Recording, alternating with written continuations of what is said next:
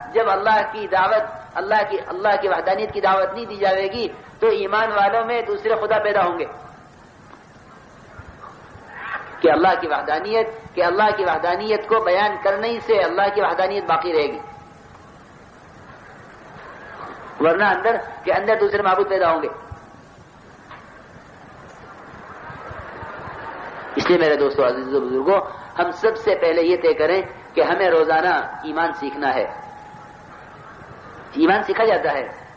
یہ ایمان کوئی خیالی چیز نہیں ہے،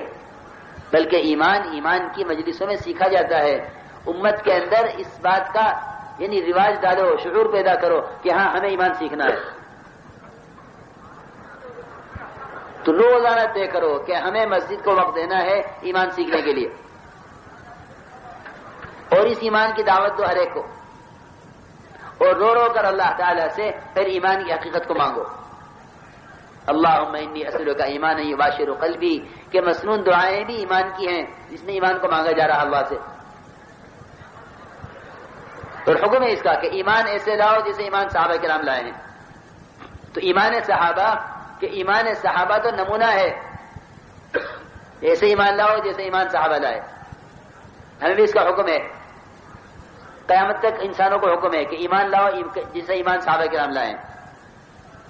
کہ وہ ایمان کیسے آئے گا؟ کہ وہ ایمان ان کے طریقے سے آئے گا، کہ جب یہ ایمان آئے گا تو پھر اطاعت اندر آئے گی، کہ پھر اندر اطاعت پیدا ہوگی، وہ اطاعت اللہ کو راضی کرے گی، اللہ کی رضا سے حالات ٹھیک ہوں گے، دنیا آخرت کی نجات اس میں ہے۔ تو ایمان، دعوت سے ایمان، اور ایمان سے اعمال، اعمال سے اللہ کی رضا سے کامیابی۔ ایسا نہیں ہے کہ محنت سے اسباب اور اسباب سے دین، اور دین سے حالات کا ٹھیک ہونا، کہ نہیں اسباب سے دین نہیں چلتا، بلکہ دین سے اسباب چلتے ہیں، اسباب سے دین نہیں چلتا۔ یہ خیال غلط ہے کہ اسباب ہوں گے تو دین چلے گا۔ نہیں میرے دوستو، دین ہوں گے تو یہ اسباب چلیں گے تابع ہو کر، اور اگر دین نہ ہوا، اسباب ہوئے، تو اسباب کی پیٹھ پر دین نہیں چلے گا، کہ بغیر دین کے تو اسباب پر بے دینی چلے گی۔ اس لیے ہم سب سے پہلے یہ طے کریں کہ ہمیں ایمان سیکھنا ہے، ایمان کی دعوت سے، ایمان کی مجلسوں میں بیٹھ کر ایمان سیکھو، اور رو کر اللہ سے ایمان کی حقیقت کو مانگو، کہ جب یہ ایمان آئے گا تو پھر اطاعت آئے گی، کہ اطاعت کا سب سے بڑا مظہر نماز ہے، اطاعت کا سب سے بڑا مظہر نماز ہے۔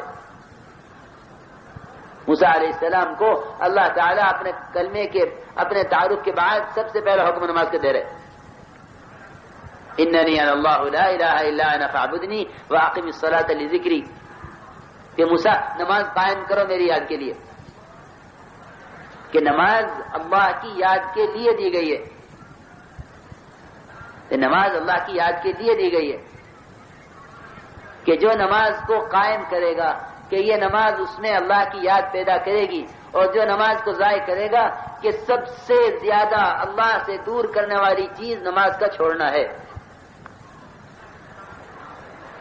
سب سے زیادہ اللہ سے دور کرنے والی چیز نماز کا چھوڑنا ہے، کیونکہ نماز کا چھوڑنا کہ یہ کفر تک پہنچا دیتا ہے، کفر تک پہنچنے کا سب سے زیادہ مختصر راستہ نماز کا چھوڑنا ہے، نماز کا چھوڑنا کہ یہ کفر سے ملا دیتا ہے، کیونکہ کفر اسلام کے درمیان جو باڑ ہے وہ صرف نماز ہے، جو آڑ ہے، جو دیوار ہے وہ نماز ہے، کہ جب مسلمان نماز چھوڑ دے گا تو پھر اس کے کفر تک جانے میں کوئی رکاوٹ نہیں ہے، کہ یہ کفر کے راستے پر پڑ گیا، یہ مسلمان کفر کے راستے پر پڑ گیا۔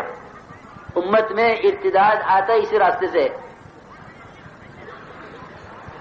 کہ جو نماز پر ہیں کہ وہ دین پر باقی رہیں گے، اور دین پر کے اسلام پر تو کم سے کم رہیں گے۔ کیوں؟ حضرت عمر رضی اللہ عنہ کی آخری بات یہ تھی دنیا سے جاتے جاتے کہ اس شخص کا اسلام میں کوئی حصہ نہیں ہے جس کی زندگی میں نماز نہیں ہے، لوگ دھوکے میں ہیں،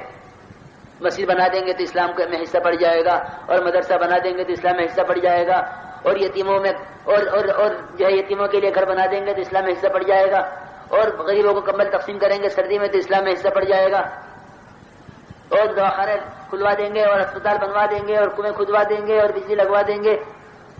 جی بہت بہت بڑا طبقہ ہے مسلمانوں کا جو نماز چھوڑ کر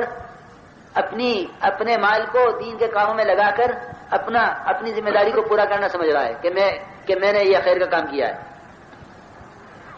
حالانکہ حقیقت یہ ہے کہ جس شخص کی زندگی میں نماز نہیں اس کا اسلام میں کوئی حصہ ہے ہی نہیں قطعاً۔ کیوں میرے بزرگوں دوستو عزیزوں، اسلام کے اندر دوسرے خیر کے کام غیر مسلم بھی کر رہے ہیں، کرتے ہیں، کریں گے، حضور اکرم صلی اللہ علیہ وسلم کے زمانے سے کرتے آ رہے ہیں، حضور کے زمانے سے کرتے آ رہے ہیں غیر مسلم کے کام، مسلمانوں کی مدد۔ کیوں؟ اس لیے کہ مسلمانوں کی مدد ان کی دنیا میں کہ یہ تو ان کی حاجت ہے، اور حاجتیں تو سب میں برابر ہیں، مسلمانوں کے غیر مسلم ہو، بھوک اسے بھی لگے اسے بھی لگے، ننگا پن اس میں بھی ہے اس میں بھی ہے، بے گھر یہ بھی ہے وہ بھی ہے۔ لیکن کفر اور اسلام کے درمیان فرق کہ صرف نماز کا ہے۔ کیا مطلب ہے اس کا؟ اس کا مطلب یہ ہے کہ مسلمان سے بہت سے برے کام ہو سکتے ہیں لیکن مسلمان نماز نہیں چھوڑ سکتا۔ غیر مسلم بہت سے اچھے کام کر لے گا لیکن غیر مسلم نماز نہیں پڑھے گا، بہت سے اچھے کام کر لے گا، غریبوں کا کام بھی آئے گا، جھوٹ بھی نہیں بولے گا، کسی کو دھوکہ بھی نہیں دے گا۔ بہت سے غیر مسلم کسی کو دھوکہ نہیں دیتے تجارت میں، یا اپنی چیز اصلی بناتے ہیں، دھوکہ نہیں دیتے، لیکن وہ نماز نہیں پڑھتے۔ اور مسلمان کہ یہ بہت سے برے کام کر لے گا، انسان ہے، بشر ہے، کہ اس کی نفسانیت اور اس کی حیوانیت اسے گناہ کروا دے گی، لیکن مسلمان سے یہ ممکن نہیں ہے کہ مسلمان نماز چھوڑ دے، جس طرح کافر سے اس کی امید نہیں ہے کہ وہ نماز پڑھے۔ تو کفر اسلام کے درمیان فرق ہے نماز کا۔ اس نماز کو اپنے اندر اتارنے کے لیے سب سے پہلا کام یہ ہے کہ ہم دوسروں کو نماز کی دعوت دیں۔ میں سچی عرض کرتا ہوں، اگر بے نمازی نماز کی دعوت پر آ جائیں تو یہ نماز پر ہمیشہ کے لیے قائم ہو جائیں گے، لیکن مشکل یہ ہے کہ وہ اپنے آپ کو اس وقت تک نماز کی دعوت دینے کا اہل نہیں سمجھتے جب تک خود نماز نہ پڑھیں، اور ہم یہ کہہ رہے ہیں کہ جب تک وہ نماز کی دعوت دے گا نہیں اس وقت تک نماز پر آئے گا نہیں۔ دعوت کا خاصہ یہ ہے، لوگ سمجھتے ہیں کہ یہ کام دوسروں کی اصلاح کے لیے ہو رہا ہے، کہ دھوکے میں وہ جو اس کام کو دوسروں کی اصلاح کے لیے سمجھے وہ اس کام کو نہیں سمجھا، جو اس کام کو دوسروں کی اصلاح کے لیے سمجھے وہ اس کام کو نہیں سمجھا، اس کام کو وہی سمجھا ہے جو اس کام سے سب سے پہلے اپنی اصلاح کی نیت کرے، وہ اس کام کو سمجھ گیا۔ مولانا صاحب رحمۃ اللہ فرماتے تھے اس کام کو جو دوسروں کی اصلاح کے لیے کریں گے ان کی اصلاح تو ہوگی نہیں، دوسروں کی جائے ہو جاوے لیکن ان کی اپنی نہیں ہوگی، اور جب یہ دوسروں کے لیے کریں گے تو پھر یہ جلدی کام چھوڑ بھی دیں گے، یہ بھی حقیقت ہے۔ ہم نے ان کو نماز کو کہا وہ تیار نہیں ہوئے، پھر ہم نے چھوڑ دیا، ہم نے ان کو تعلیم کے لیے کہا وہ نہیں آئے، پھر ہم نے چھوڑ دیا، تو اس طرح گشت بھی چھوٹے گا، تعلیم بھی چھوٹے گی، نماز بھی چھوٹے گی، کہ اس کام کو جو اپنے لیے کرے گا وہ تو اس سے قائم رہے گا، جس طرح تاجر تجارت اپنے لیے کرتا ہے اور وہ تجارت پر قائم رہتا ہے کہ بہت سے گاہک اس کی چیز کو قبول نہیں کرتے لیکن وہ تجارت نہیں چھوڑ دیتا کہ یہ نہیں لیں گے تو دوسرے لیں گے۔ ہدایت تو ایسا تو ہے نہیں کہ ہدایت کسی کی قسمت میں ہے ہی نہیں، کہ نہیں، ہدایت تو کہ کس کی قسمت میں ہے کس کی نہیں ہم نہیں جانتے، ہمارے ذمہ تو سب پر محنت کرنا ہے۔ جس طرح تاجر سب کو چیز پیش کرے گا، کوئی لے گا کوئی نہیں لے گا، لیکن وہ تجارت نہیں چھوڑ دیتا کہ لوگ نہیں خریدتے چلو چھوڑ دو، کہ نہیں، ایسا نہیں ہے۔ اور ہم محنت کریں دوسروں کے لیے، جب وہ انکار کر دیں گے تو پھر ہم اپنی محنت چھوڑ دیں گے، مایوس ہو جائیں گے۔ اس لیے میرے بزرگوں دوستو عزیزو، بنیادی طور پر یہ طے کر لو کہ جس چیز کی دعوت ہے ہماری اپنی ذات کے لیے ہے، تو یہ چیز ہمیں ترقی بھی دے گی اور یہ چیز ہمیں اس محنت پر قائم بھی رکھے گی.